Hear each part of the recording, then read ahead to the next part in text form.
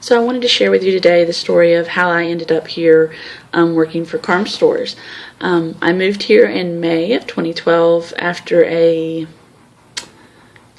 long divorce proceedings from my ex-husband. And I had finally been approved for me and my children to move wherever I chose to move. For me, it was kind of like closing that chapter of my life of abuse and drug addiction years and years ago, and so this was the final step of breaking free from all that. And so I moved here in May, as I said, and then with less than $1,000 in my pocket, and I just knew that I was going to find this wonderful job in healthcare. That's where all my experience lies. And I was kind of by July, I was really starting to get very nervous. There was not enough money to pay the rent, the lights, or buy groceries. So I had been on a day full of interviews. I drove a car with no air conditioner. I had been all the way to Sevierville, to Knoxville, back to Sevierville, and I had finished up in an interview at Seymour that afternoon. And I had actually slid out of my car at one point and torn my only pair of dress pants. So I was looking to replace my dress pants so that I could continue interviewing the next day. So I happened upon Karm Stores through being lost. I didn't know where anything was, and so I passed by. I said, "Oh, that's a thrift store. I should be able to replace my pants." When I walked in the door, I could immediately tell that there was something different. I was not familiar with what Karm stood for, or that it was anything other than a thrift store. So I shopped around, and I was followed by this very energetic, short little spitfire of a woman that asked me several times if I was okay. I was probably a hot mess. Like I said, I had no air conditioner. I'd been all over Kingdom Come in a van that died all the time. And finally I just said, it's just been a really rough day. I'm looking for a job and I'm not having any success, and I really just need a pair of dress pants. They have to be black because I don't have anything to go with any other color. And so she helped me find those dress pants, and through the course of that process, we were able to share a little bit, and she asked me if she could pray for me, and I said absolutely, and she prayed for me, and she said, "We're hiring, but it's just part-time," and I knew that I really had to have a full-time position. And so I said, "Yeah, I'm just going to have to keep looking. I appreciate it."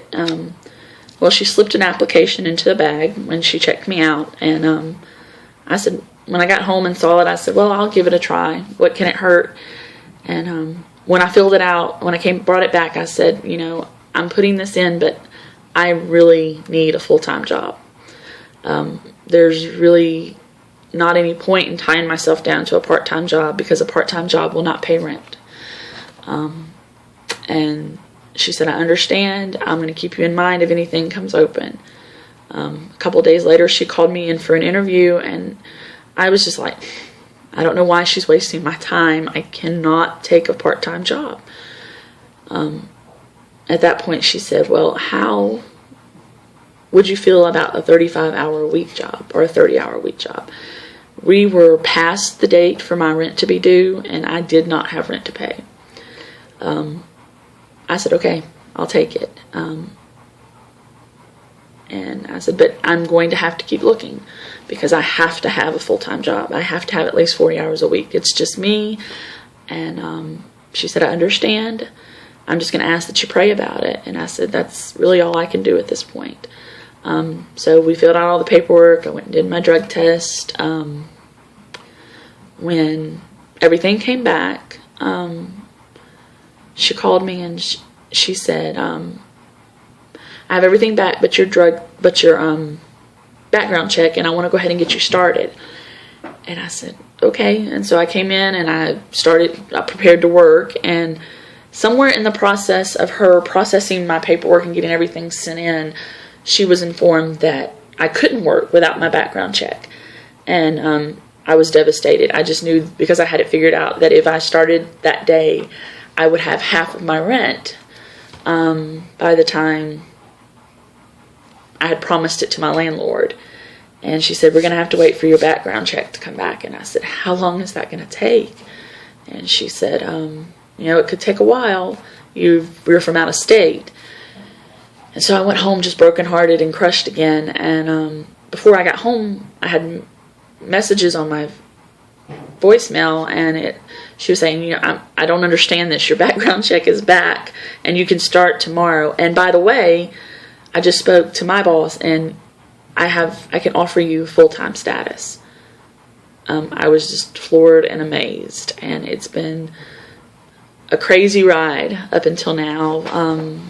But I took the job thinking that I would just take it until something better came along, until what God had intended me to do, why God moved me to Tennessee came along. And I guess it was probably about 6 months in to this, to my time here, and when I realized that this is why God moved me to Tennessee. This is what God had in store for me, and it's been a wonderful ride, and I am so blessed to be working for Karm Stores. So, thank you.